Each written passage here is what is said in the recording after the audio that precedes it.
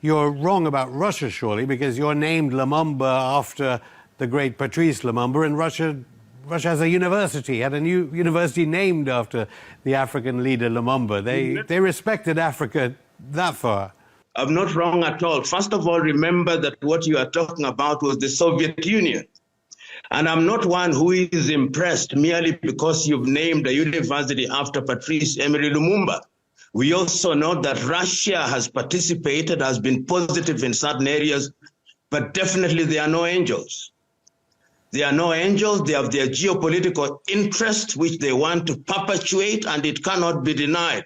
So I'm not going to use this forum to sanitize Russia. And let me begin by saying that I'm one who is never too enthusiastic about African leaders being effectively summoned outside of the continent. I would myself prefer if African leaders are convened in Addis Ababa, Ethiopia. I find the whole idea of African leaders going to Europe to be rather condescending. But that notwithstanding, I hold the view that Africa has a role to play in the affairs of the world, and that must be done now because international political and economic architecture has been weighed against Africa. Remember that many international institutions, including the UN, were put together when the majority of African nations had not regained their independence. But one must be very circumspect because many times Africa is just but a pawn in the political chessboard of world powers, whether those powers are the United States of America, the European countries, or Russia, or China, or Turkey.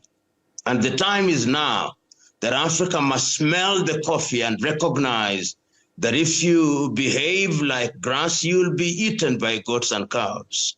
So, presumably, Africa is going to, right now, enter the world stage. It has done, arguably, for this Ukraine war.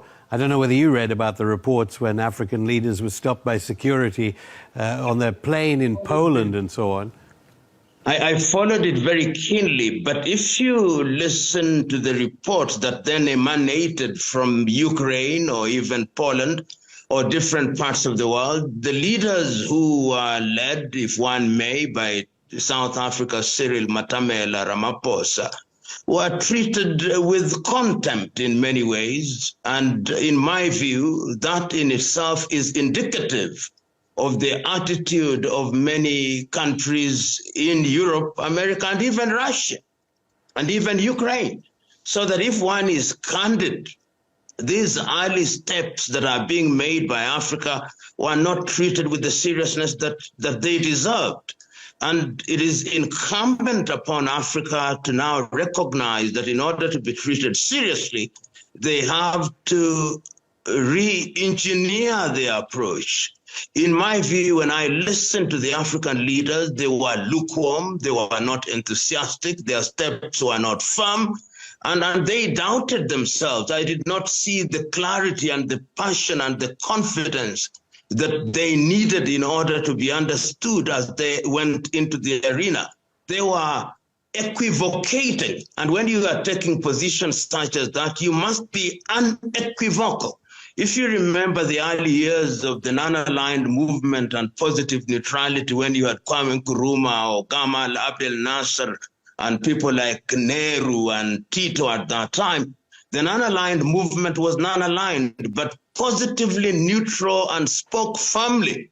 If they didn't like something, they said they did not like it.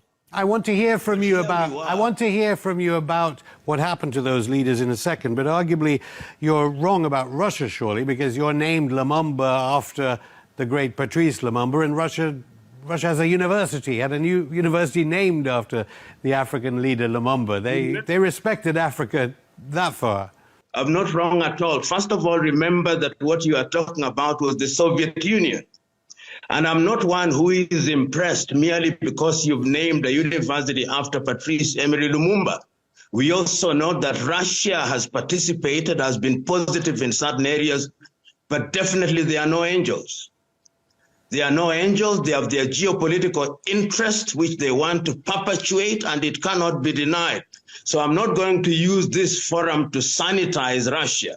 I'm going to speak candidly and firmly and how I feel, and I'm not going to be dictated to appear to like Russia simply because you are based in Moscow. I'm not. We're not based in Moscow. We're based in Dubai. But then going back to your point about what happens to leaders, what happens to... But into praising Russia, I will not. But I will speak the truth as I see it. Clearly. And what happens to leaders of the non-aligned movement as it is today? I mean, and you say that the Africa peace negotiating team for Ukraine could have displayed a little bit more confidence, a little bit more backbone. You're going to have to remind us about Bandung and Sukarno in Indonesia and what happened to developing world leaders that showed the kind of backbone you now advocate historically. I know you're going to say that this time round, hopefully they won't all be assassinated by the CIA. Let us go back into history a little, because that is the time when the World War has just ended, India has regained her independence, and there is a bipolar world with the Soviet as a power and the United States as a power. And there are leaders of newly independent countries who are saying we don't want to be pulled into the arena and we don't want to be pawns in the political chessboard. And therefore, President Sukarno of Indonesia, Jawaharlal Nehru of India, Joseph Broz Tito of Yugoslavia, Gamal Abdel Nasser of Egypt, and Kwame Nkrumah of Ghana take the view that we want to play a role which does not make us mere pawns in this chessboard that is being played. And these were leaders who were visionary. These are leaders who were clear in what they wanted. The leaders who are in the forefront were undermined at every level. Sukarno was undermined. Nkrumah was overthrown. Gamal Abdel Nasser, was all undermined. And when he left office, had been neutralized. And later, of course, we saw the emergence of Anwar al-Sadat, who was a lapdog. And Joseph Broz Tito did, of course, in the fullness of time, titter much more to the Soviet Union. And we know what happened to him in terms of the economic circumstances of Yugoslavia. And that is the situation in which the leaders found themselves. You had an active CIA, you had an active European, particularly the British, who are typically the lapdogs of the United States of America. The net effect, therefore, is that the non-aligned movement did not gain the traction that it wanted to gain. And the architecture of the world, particularly at the United Nations with these permanent members, also did undermine the non-aligned movement. And as we speak today, the movement really is in history alongside the spinning wheel. And when we see the reemergence of BRICS and countries coming together, it is an attempt to rehash the non-aligned movement. But even then, in that particular architecture, you will find that countries such as China, Brazil, and India are in some silent competition to be the leaders of BRIC. And that is not uncommon. And it is in that context that we must understand the geopolitical realities of the world, that there are no good boys, there are no good Samaritans in this game. Everybody is playing with their cards under the table. And we must not be hoodwinked by these niceties where there is diplomatic speak.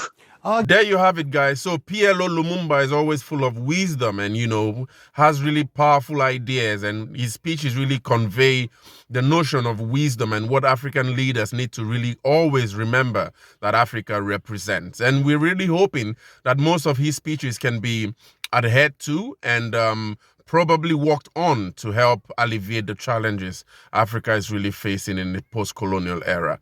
But what do you guys think about this speech? Share your thoughts in the comments. Thank you for watching, guys. I really hope you enjoyed this video. Please share and like and subscribe, because that's the way you support Kwazemi as a channel, an Afrocentric channel, where we try to understand deeper issues in African history and hopefully develop a collective intelligence on how we wish to build the Africa we want to see as people of Africa. See you in the next one.